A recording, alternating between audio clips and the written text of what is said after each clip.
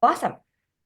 Juana, welcome to the Inside Scoop. So excited to have you on today and learn more about what you're doing with SQL and just hear about your background and how you got a company going during the pandemic. So glad to be here. Thank you for the invitation. First, I'd love to get a little bit more of your background because one of the things that at Parallel all founders are told of, okay, don't hire somebody from a big company because they're not going to be used to startup life. And here you went from a giant behemoth to starting your own thing. And it's really difficult to go from bigger than you were to smaller than you were. How do you make that pivot?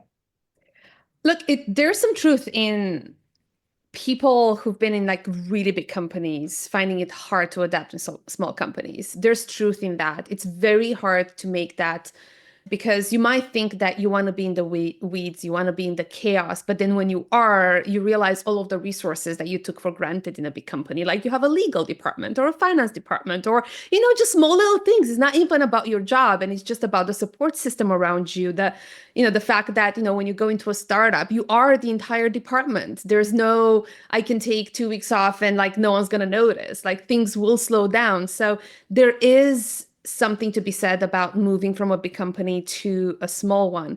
My experience is slightly different in that sense. Yes, I worked for HP, trillion-dollar company, huge teams, but I was a little bit in kind of a startup mentality. So I worked for a division in London it was a company that was acquired by HP a few years before I started there. And I have had a super small budget. I had like 20K a quarter, which if you think about HP was like super small, right? But we had such big goals as well. So I had to be super scrappy. We had a small team. And then our team and the business unit grew massively in the years that I was there, becoming the most profitable business unit in HP, which a lot of people don't know, but it's print. They make a lot of money from print. And because I was in such a scrappy and like tight team, it gave me that insight into how it is to operate at like a smaller scale. Of course, I still had the support of HP. I'm not underestimating that, but it kind of gave me that insight on how to be fast and move fast. And then they moved me to the US to take over the North America marketing team for the business unit, which obviously was a lot bigger at that time. I had the chance to work directly with the CMO of HP at that time, who is amazing, and the leadership. And shout out to Suchi Sarkar, who's still my mentor in marketing, and she taught me how to do positioning well and how to actually build good marketing programs. And we took this campaign to Cannes Lions. I was stepping on everyone's toes. You know what I mean? I was doing marketing, but I also became the spokesperson for HP. So I was on every stage. And then I built like a business development program to grow our current customers. That was not my job. I went into like the sales motions with the sales team, and they were very confused why a marketing person is in their sales motions. And I was just stepping on everyone's toes because I was just so interested on how the entire engine works, not just my marketing bit, but like really looking into product. I was with a team in Tel Aviv, understanding how they're positioning new products to market. And I realized that I'm just not cut for kind of being in one role in a big enterprise. I just really wanted to start my own thing. Both my parents are business owners, small business owners, lifestyle businesses, but I kind of grew up with that bug of understanding cash flow, building teams, and doing that at a larger scale. So when I had the opportunity to start SQL, I had to jump at it. Although it was hard, I have to say, I had so many doubts and I was on the brink of crying. I was like, am I doing the right thing? I have this beautiful job with really good compensation and amazing opportunities, and I'm throwing it all away for an idea, for a dream. But, once you get this in your head, it's just not going to go away until you do it.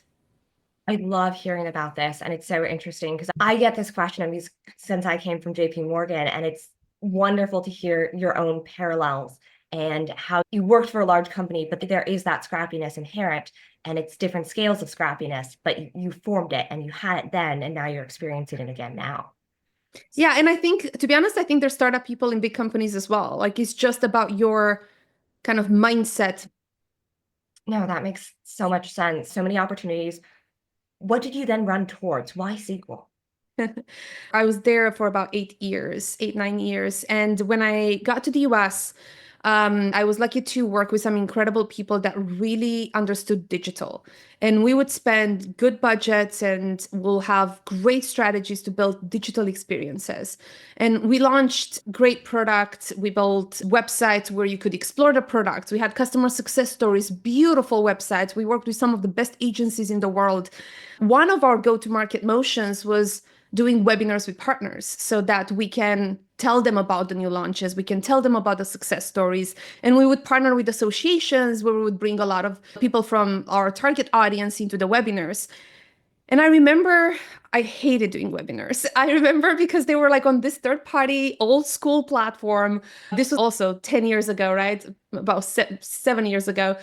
I just found them pointless. I was like, why is everyone here? And we're just taking them through a deck when we built like some of the most beautiful digital experiences I've seen on a website. We had this website very nicely done. We would track engagement and everything. But when people would engage the most, we would send them on like this third-party platform. And then we would send them emails to be like, no, come to the website to read this customer success story. You lost them. They went, made a cup of coffee. They went to their next meeting. They're not going to come back to your website after the webinar. They gave you enough time. And at that time, I remember complaining, who's now my co-founder and CTO, he was at Microsoft building streaming, which very lucky. He was speaking on the stage of NVIDIA conference GTC about a streaming project that he's done with BMW at the time. And I was like, it's just so frustrating that we built this kind of great website, but it's just, I can't get people in. I just can't bring them in unless I paid a lot of money in paid social. And wouldn't it be amazing if I could host all of these things directly in the website? So I was like, maybe I can do YouTube, but then I don't know who they are because if their YouTube just gives me views or Vimeo is the same. And we just started like brainstorming what can we do with the current tools. And there was just no other tool that would allow me to actually host the entire engagement into the HP's website.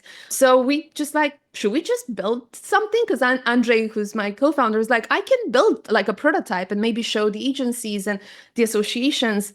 So we built a little prototype. I left HP and showed this to some of the associations that I knew, and they were blown away. They're like, we need to have this into our own website because they had such a big audience. They wanted people to engage with the rest of their content. So we started building SQL, but this was 2019. This was 2 months before the pandemic. So we didn't build it because of the pandemic. But when the pandemic hit, everybody just wanted a virtual events platform where they could host 20,000 people for like 5 different stages. And that was just not my vision. My vision was I want people to be engaging in the websites over and over so that you have that content journey. So instead of building what was just for the pandemic, we decided let's keep our heads down and keep on building our vision and our dream during this kind of bubble time. And the world will come back to what it's supposed to be. And SQL was born through that. And now obviously our vision has been realized. It's really a great point because there were so many companies built during the pandemic for the pandemic. But what you were thinking even back then was, I don't want to build a company for the pandemic. I want to build a company inspired partly by this change, but I know we'll go back to whatever this normal whatever normal is now. I'm not sure anybody knows how to define it. Yeah, I think a lot of the companies that were built in the pandemic for the pandemic were not built by marketers. People did not understand the people who were building the companies. They took advantage of the pandemic, and good for them that they did that. But it was a very temporary situation where people were willing to spend 4 days in front of the laptop across 4 different stages and watch countless hours of videos because there was nothing else they could do. They were stuck in house. It was the only way they could engage and communicate. I was in marketing for 10 years. I knew that after this, people are still craving like that physical connection, and they're not going to be sitting in front of their laptops for so long, just like looking at conferences. I did not believe in those big virtual conference platforms. I knew that that was just for a year or maybe two as people had to transition from like an in-person to a virtual thing. So we actually were very much against building that. We had a lot of pressure to build it. It could have been pretty easy to build a platform. It's much easier than building what we've built now. But we decided to actually instead double down on our development during that time. We were lucky to have design partners like Comcast, NBC Universal, and Amazon, and a few other companies we were working with on our vision, like the webinar solution, the video solution that is right now in SQL, and deepened our product development during that time. And now, obviously, we're doubling down on our go-to-market because our product's been built for the past 5 years. That's really fascinating. And one of the things that I hear a lot from early stage founders is there's pressure to do something, it's a short-term thing. What did that feel like internally for you? Deciding, okay, I hear from people, and I'm assuming some of the pressure is from investors, which is always tricky. You see so many more patterns, but I'm the founder, so I'm closer. How do you balance that out internally?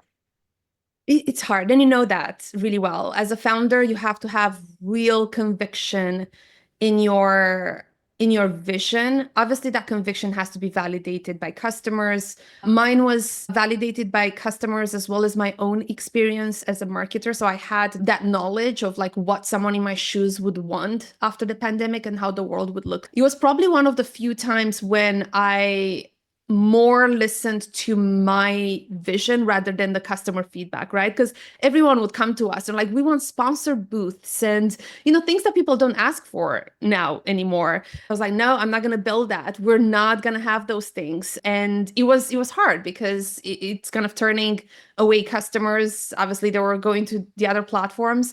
But at the same time, I knew that this is the type of company that I wanted to build for the future, not just for a year, because some people don't understand it's not just a matter of positioning. When you're small, and we were a seed stage startup, we had 4 or 5 people in the team. If you spend a year building something just for the next year or two, then it's going to be really hard to catch up on that product development. It's not about go to market, or we're going to change our go to market from this to this. Product development takes so long. And if you build the wrong thing, that just puts you back so many months. And it's just hard to recover without a huge investment in development. So we had to make those decisions early on, the type of product that we want to be, the type of market that we want to tackle, and to hold that conviction during that temporary phase of the pandemic.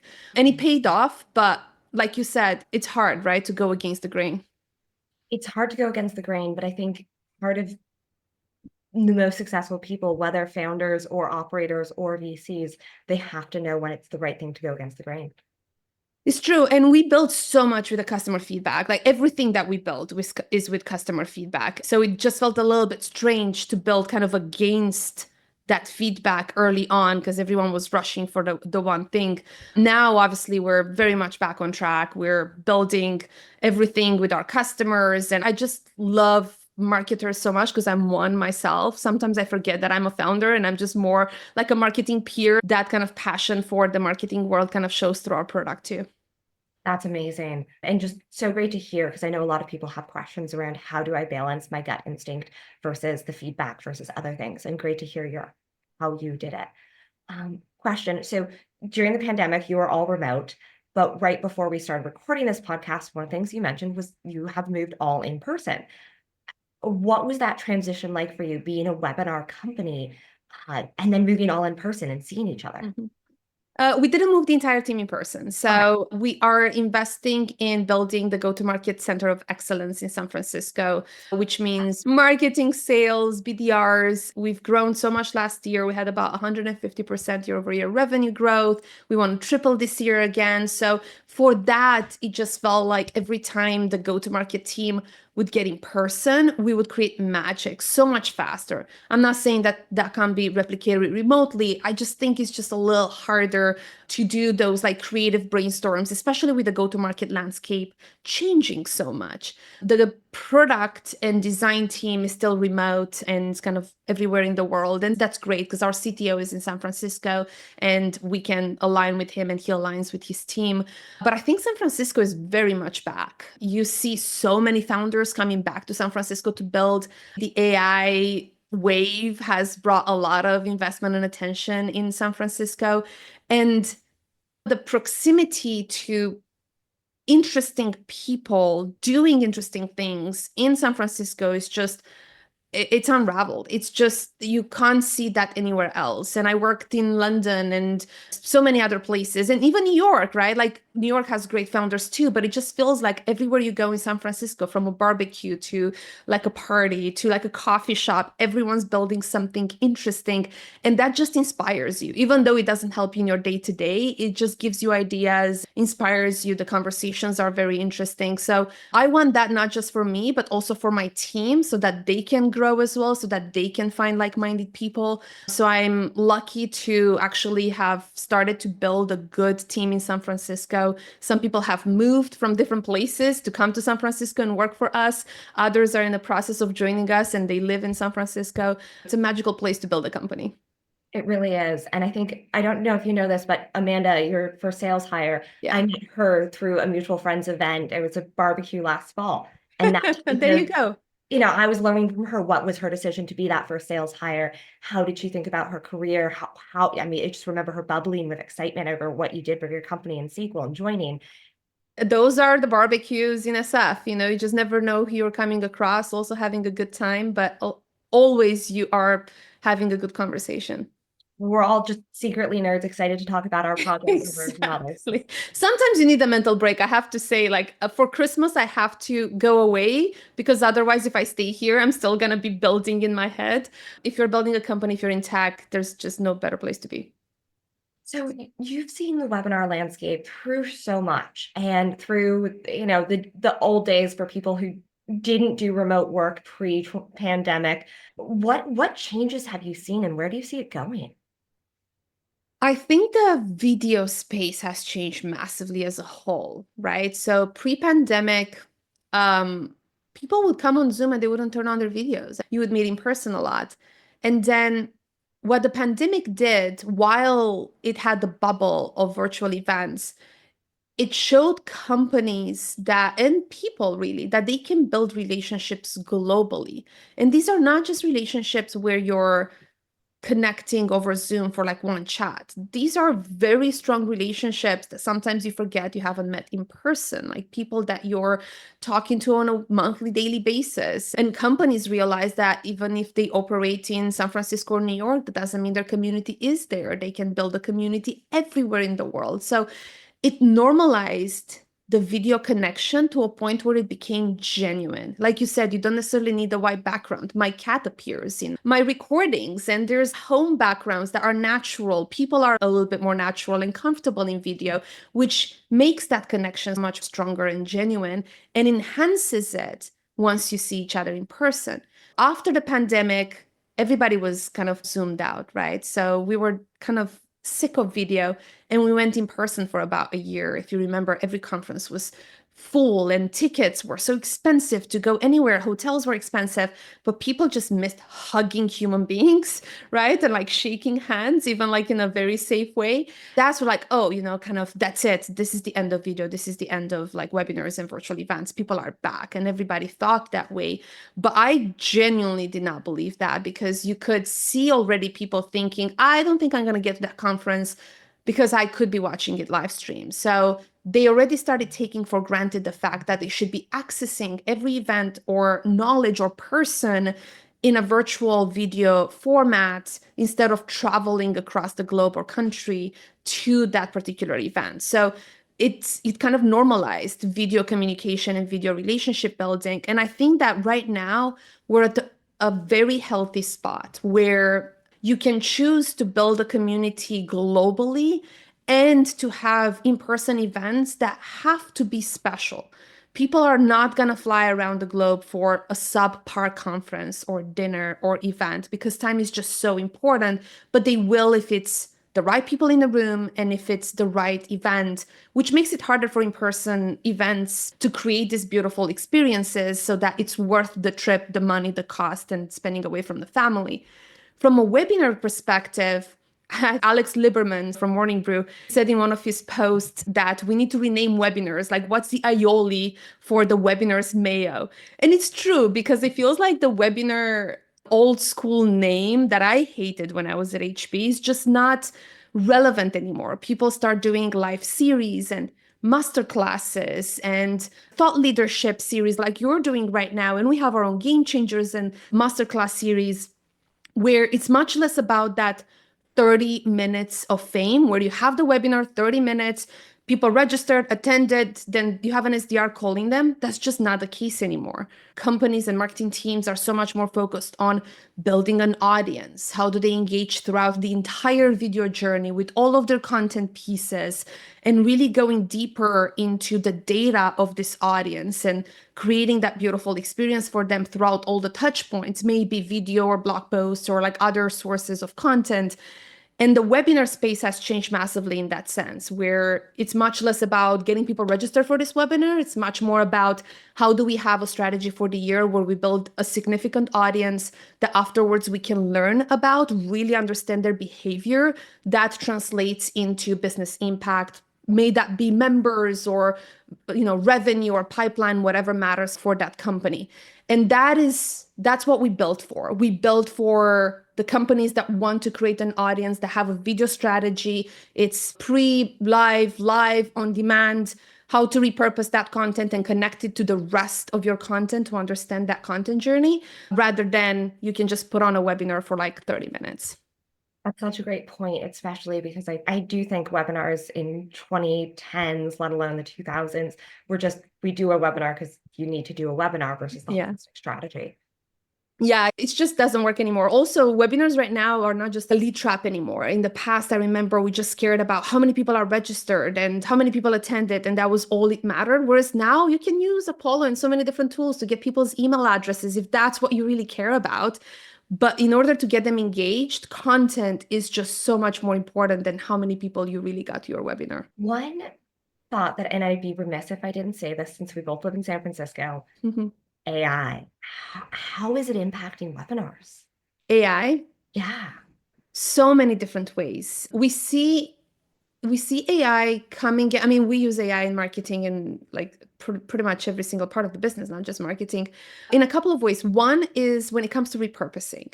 I think this is the most kind of logical and natural thing to think about content repurposing, and it's Gen AI, right? Gen AI, that's the first step of AI, then it goes into the other phases of it. But taking all of your video content and turning it into snackable video clips, or doing like blog posts that are SEO optimized, or even like creating sequences for your SDR team to follow up on those people that came to the webinar based on their engagement and the things that were talked about in the webinar. So there's just so many ways you can repurpose that content. That's another change that we've seen with webinars. In the past, you would do a webinar and that video would just never be rewatched. Whereas now, I mean, with SQL, it's instantly available for on-demand replay, but you take it into like 5-10 different other forms of content that you can use in different phases like website, social, and so many others.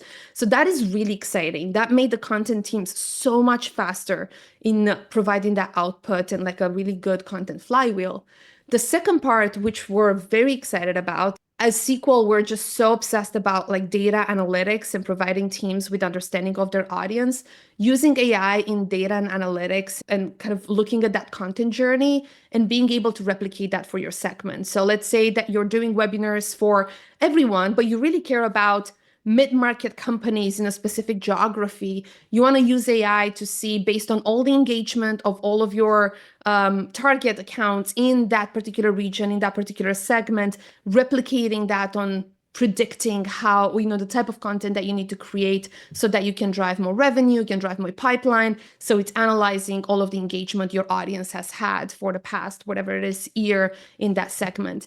And AI can be very good at like creating reports and creating those journeys a lot faster. So I think that these two areas from a webinar perspective and video perspective is like really exciting. And then obviously we see like OpenAI and so many others that have introduced building video with AI just by prompting it, which I think it's finally here and it's really exciting.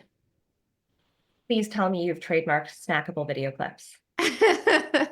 I don't think it's a trademark. It was when you said that, I wrote that down because it was such, I understood what you meant and how people are consuming content these days. And that for me linked between B2B and B2C, as we've seen everything going on with TikTok, which I'm sure by the time we release this, it will still be going on. But that's so much how people are learning these days and meeting True. people where they are at. We need to remember that even if we do B2B marketing, we're still marketing to humans. Mm-hmm. So I know we're coming up on time. What do you see as the biggest opportunity for this next year for both yourself and the company? I can't divulge everything, but we're on building some great projects. So we have two major product releases, one in data analytics and the other one in AI, since we talked so much about it. So we're very excited to bring those to life. And again, like these have been built with our customers and some amazing partners in kind of data and ABM out there. That's from a kind of a product perspective. We're building out the team. So I love to see the team at SQL kind of growing, especially our go-to-market, like I mentioned to you, like our go-to-market center of excellence here in SF. Before the industry, I think it's a 2023 and 2024 have been some tough years for marketing teams, right? It's been a lot of cuts and for all teams, really. Like, obviously, all teams have felt it. A lot of cuts, a lot of budget reductions, a lot of constraints, and everybody would just talk about efficiency. And it's just been the year of efficiency, like to a point where everybody was just like really strapped for resources. What I'm seeing in 2025 is the trend of efficient growth, where yes, we're staying efficient, our numbers still matter, CAC LTV, all of these, pipeline goals are still there, but the go-to-market teams are more ambitious and courageous now to experiment with new things. So you see investments going up in go-to-market, trying different AI tools or go-to-market tools, or investing in their programs a lot more. So they're investing in growth. And I think that's really exciting for everyone because we just learn so much from each other on like how experiments are going. Video is a huge part of it in a lot of areas, not just webinars. I think this efficient growth trend across all of the teams, especially in the go-to-market space, is going to really help all companies grow a lot better and really kind of help the market learn a lot from each other. And I'm still very excited to see how AI progresses and is adopted by marketing teams a lot more in creative ways and probably different ways than we've done in the past. I love ending on that note about 2025 being that era of experimentation, growth, and thinking through efficient growth. So we're not forgetting the lessons of the past, but we're taking everything that just happened with also this new experimentation and excitement. Yeah, every single CMO I talk to is doing something interesting, a new experiment. They're investing in something new to help their business grow. I think that's fantastic. This has been so fantastic today. Thank you so much for coming on and wonderful to hear about your journey, Sequel's journey. And I'm excited to watch you guys continue to thrive. Thank you, Janet. Thank you for inviting me to be here. For everybody listening, this has been another episode of The Inside Scoop.